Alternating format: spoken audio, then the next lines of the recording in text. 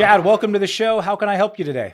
Hey, how's it going? So I just had a workplace conflict question and I'd love for you to answer. Sure. So I've been working with a client. Essentially, I'm a W-2 employee, so I'm an employee, but I kind of act, as if he's a client, and I do video production for him. And I set a rate years ago, and since then I've been doing a lot more work, but my rate stayed the same, and he's added travel into the picture. And now that I'm going out, I'm only getting paid for the days I'm shooting, but there's travel expenses in there like Mhm. flight and hotel and everything like that. And he's doesn't seem willing to be paying for that. I was just in my mind, it seems like that should be additional payment. But again, because I'm a W-2 employee, it's not like I can invoice him more. What would you do in this case? What was the expectation when you first started working with him that there would or would not be travel? That there would not be travel. It would just be a Okay. essentially 9 to 5 in my hometown, and I would be doing video production for him. And all of a Okay. sudden, we started doing trade shows, and it was just assumed Okay. that I would be part of them. Okay. So he pays for the travel though? Well, he makes us share hotel rooms with other employees, so my coworkers. He does Uh, pay for the plane flight, yeah. but because I don't want to, I'm an adult, I don't want to share the hotel room. I end up coming out of pocket to get my own hotel room at a separate hotel or a different room or something. Okay. So basically he changed the expectations. And when he changed those expectations, when he said, okay, now I want you to start traveling, did you have the thought that, hey, I should maybe say something? Or were you just thinking it was a very temporary type of thing? I mean, it's never planned ahead. It's a very off the cuff kind of situation. And it's usually the week before or even a couple days before. And he'll just say, "Hey, I need you here."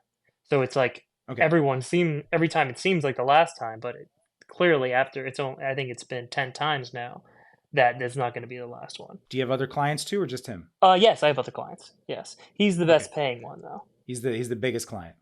Okay. Yes. And if you were to say to him, "Listen, it's a new year. I've gotten much busier. I have various clients.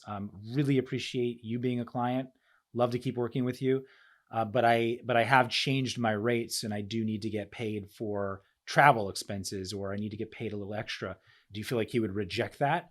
I mean, it's so and so. I think if I get him on a good day, he could be like, "Yeah, yeah, yeah, that makes sense." Or on a bad day, it could be, "Oh, the company is going under. We don't have enough money to do that. You know what? I need to let you go." Because he's very volatile like that. So, I guess I just gotta gauge it out if it's gonna be a good day or a bad day. What if he left you? Would it be a major hit? It would hurt my bank account for sure. It might be because of the days, the travel days there, coming back, the jet lag and everything like that. Like even if it's a 2-day shoot, I'm losing 5 or 6 days due to other Yeah. things that I could be Okay. making money with other clients. Are you willing to lose clients if they're too difficult to manage or too costly to manage? I think I have to be. I think it hurts my company more to stay with them, even if the revenue takes a dip at the current level, then Yeah. in the future it might help more. Yeah. This is one of the most important things that people, when they have, sort of consulting businesses or sort of contract businesses where you have multiple clients. I think it's really important to set some very clear boundaries, and you can be flexible here and there, but in general, having some clear boundaries, expectation setting, certain terms that you agree to and you deal with, and that if people do not want to exist within your terms, this is your business essentially. You have multiple clients. You can replace clients if you need to. You need to set some terms, and I think when you start bending the lines too much and being too flexible with your terms for certain clients, you're right, it really can hurt you. So it's always a good place to be where you say, we really want this client, but I'm only willing to bend so much. And if I have to lose them as a result, then I have to lose them because I have confidence that I'm going to be able to replace that client. That's a good place to be. So can you be there right now? Can you be there? Yeah, I think so. I mean, like I said, it'll take a dip, but it's the beginning of the year and things are looking up for the company. So I do think in the long run, just getting rid of them and not dealing with the stress that these cause me because, like I said, they're just so last minute. I gotta cancel other things. It's just Yeah. such a hassle. Don't be afraid to tell people what you're worth.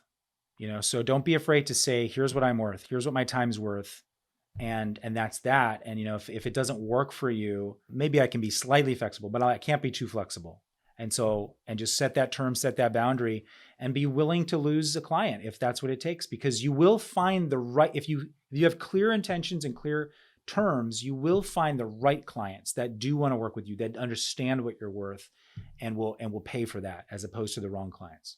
I appreciate that. It sounds good. It's a good outlook. And I was kind of on the way, I was leaning towards just letting go of him, and I think you definitely solidified that idea. Yeah. Well, listen, tell him what you want.